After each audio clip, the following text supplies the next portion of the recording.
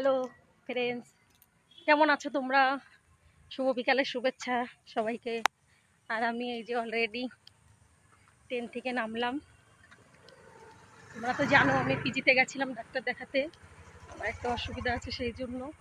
আর তোমরা কে কে আমার পাশে আছো আমাকে কমেন্টে করো যে কে কে তোমরা আমার পাশে আছো, তোমাদের তাহলে জানাবো যে আমি কি জন্য দেখাচ্ছি বা কি অসুবিধা আমার, তাহলে তোমাদেরকে আমি বলবো যে কি হয়েছে আমার। তোমরা যদি আমার পাশে থাকো, আমাকে সাপোর্ট করো, তবেই তোমাদের আমি বলবো। আর তোমরা যদি আমার পাশে না থাকো, আমাকে সাপোর্ট না করো, আমি কি করে তোমাদের জানাবো যে আমার কি হয়েছে। কে কে আমার সঙ্গে আসো আমাকে কমেন্ট করো। এই যে আমার মাসি, দেখো মাসিকে নিয়ে গেছিলাম, এখন বাড়ি ফিরছি। আর আর একটা ঘটনা দাঁড়াও বলছি কি ঘটেছে। সেটাও ট্রেনের ঘটনা, ট্রেনের থেকে নেমে ভিডিওটা করছি এখন বাড়ির, এই যে বাড়ির রাস্তা। কি ঘটনা হয়েছে শোনো। সেদিন তো আমি আসছিলাম, আমাকে ধরেছিল, কিন্তু আমি বলেছিলাম যে আমি দেখাতে যাব, আমার কাছে অত টাকা নেই, আমি দিতে পারবো না, আমাকে তো ছেড়ে দিয়েছে গোবরডাঙ্গায় নিয়ে। কিন্তু আজকে একটা ঠাকুমাকে ধরেছিল, ঠাকুমাকে তো ছাড়লই না,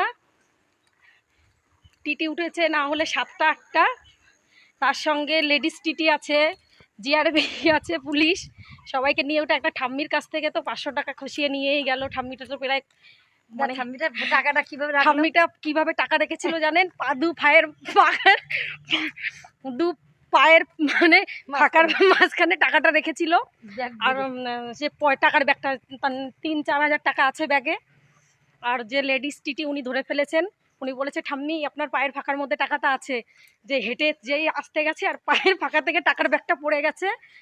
আর খুলে দেখে যে 3-4 হাজার টাকা সেখানে। 10 টাকার জন্য সে তো গেল আজকে 500 টাকা চুনা লাগিয়ে শুধু শুধু। এদিকে বৃষ্টি হয়েছে, আমাদের ওদিকটা বৃষ্টি হয়নি। কলকাতা হয়েছে মরণের হাওয়া কালকে, আজকে তো হয়নি। আজকে এদিকটাই মরণের হাওয়া হয়েছে, দেখো দেখেছো?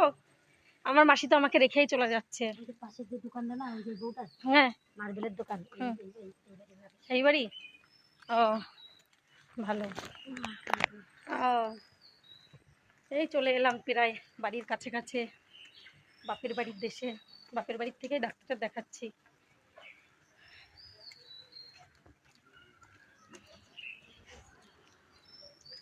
দেখো